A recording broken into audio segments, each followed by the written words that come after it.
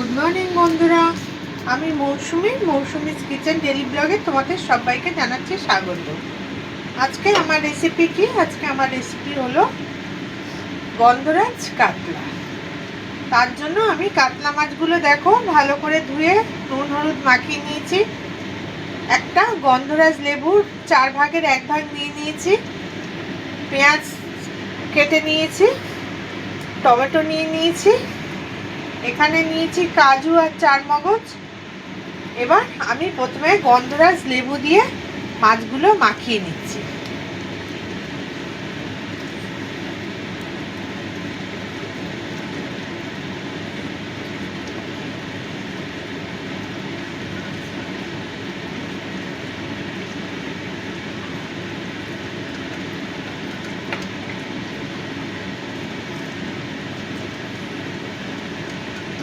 গন্ধরাজ লেবুর রস দিয়ে আমি মাছগুলো মাখিয়ে নিচ্ছি সব।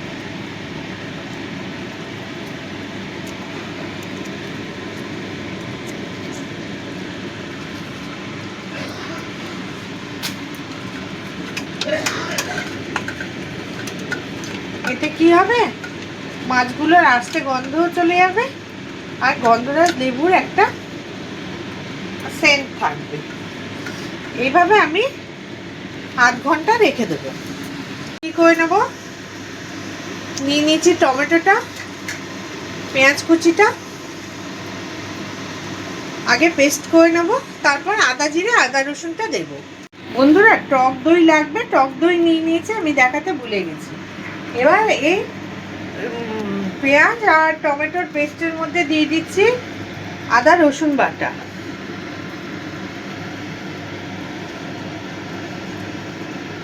আদা রসুন বাটা দিয়ে দিলাম।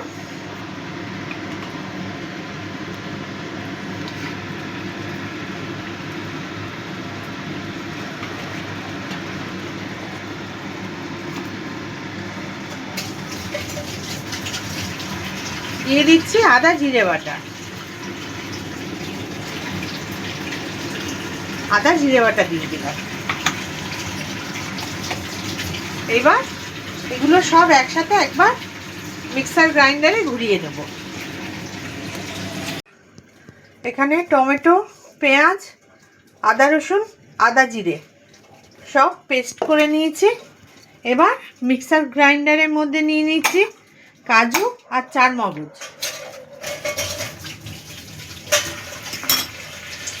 এতে দিয়ে দেব টক দই, অল্প করে টক দই দিয়ে দেব।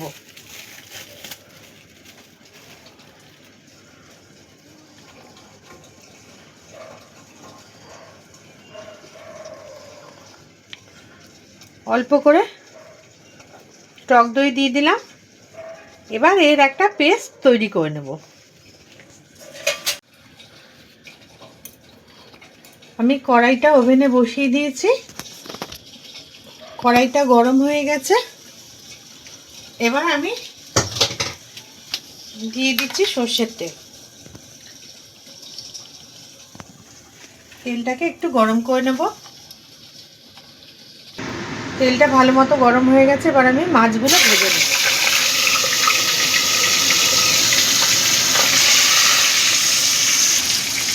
মাছগুলো ভেজে নেব। বন্ধুরা, আমি একটা গন্ধরাজ লেবু নিয়ে নিয়েছি। এটা যেহেতু গন্ধরাজ চিকেন, গন্ধ লেবু তো লাগবেই। ওই সরি বন্ধুরা, গন্ধরাজ কাতলা চিকেন বলে ফেলেছি।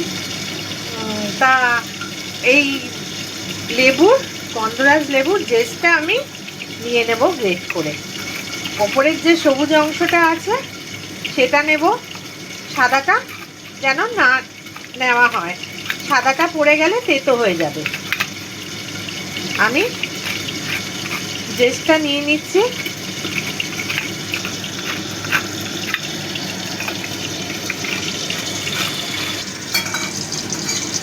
দেখো বন্ধুরা, আমি এই গন্ধরাজ লেবুর জেসটা নিয়ে নিয়েছি, এটা পরে ব্যবহার করব। আমি কাজু, চারমগজ, টক দইয়ের পেস্টটা করে নিয়েছি, এটা এবার রেখে দেব। দেখো বন্ধুরা, ওভেনে ওই তেলের মধ্যেই আমি দিয়ে দিচ্ছি গোটা গরম মশলা ফোড়ন।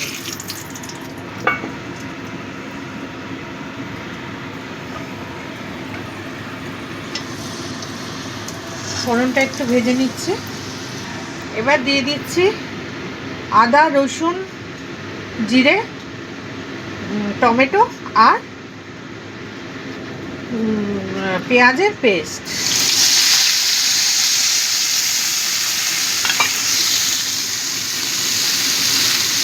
ভালো করে কষিয়ে নেব।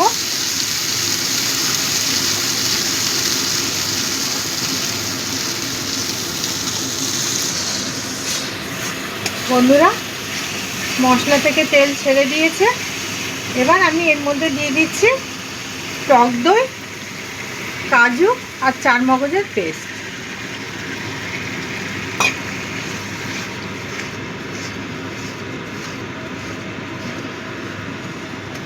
এবার এর মধ্যে দিয়ে দেব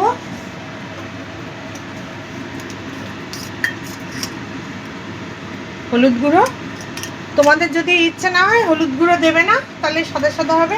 আমি একটু হলুদ গুঁড়ো দিই। লাল লঙ্কার গুঁড়ো, কেননা এর মধ্যে তো কোনো লঙ্কা দেয়নি, তাই জন্য লাল লঙ্কার গুঁড়ো দিলাম।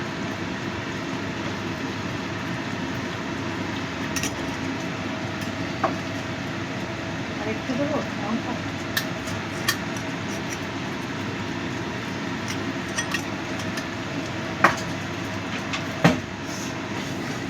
এবার ভালো করে মিশিয়ে নেব।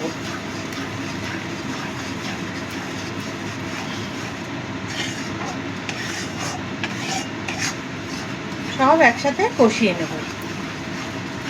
যেহেতু দই আছে এর মধ্যে, তার জন্য ফ্লেমটা কিন্তু লো করেই রাখতে হবে, নালে দইটা কেটে যেতে পারে।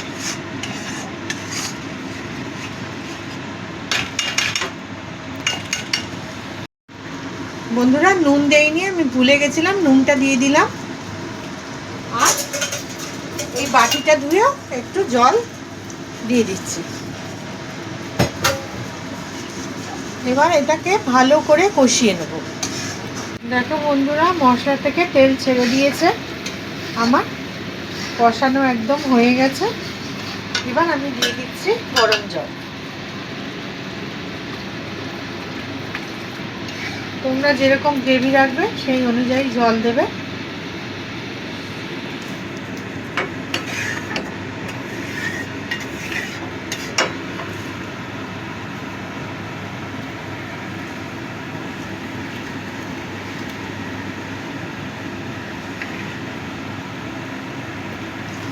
আর জল দেব না, দিয়ে দেবো কেন।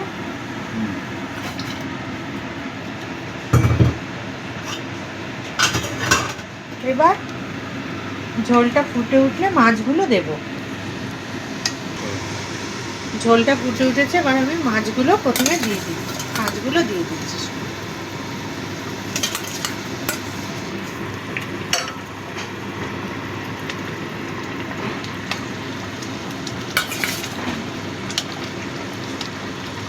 মাছগুলো দিয়ে দিলাম। আমি এর মধ্যে একটু চিনি অ্যাড করব, কেননা টক দই দিয়েছি, দিয়ে টমেটো দিয়েছি। টক ভাবটা একটু ব্যালেন্স করার জন্য আমি অল্প একটু চিনি দিয়ে দিই। তোমরা যদি অপছন্দ করো তাহলে দেবে, স্কিপ করে যাবে। এইবার আমি ফ্লেমটাকে একদম লো করে দিয়ে ঢেকে দেবো। বন্ধুরা, এবার আমি দিয়ে দিচ্ছি গন্ধরাজ লেবুর জেস্ট। এই জেস্টটা আমি দিয়ে দিচ্ছি।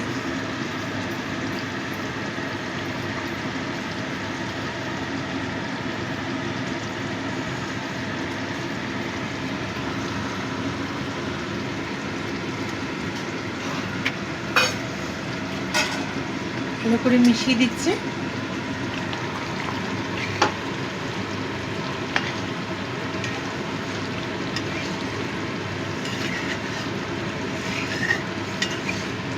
আবারও ঢাকা দিয়ে দিচ্ছি।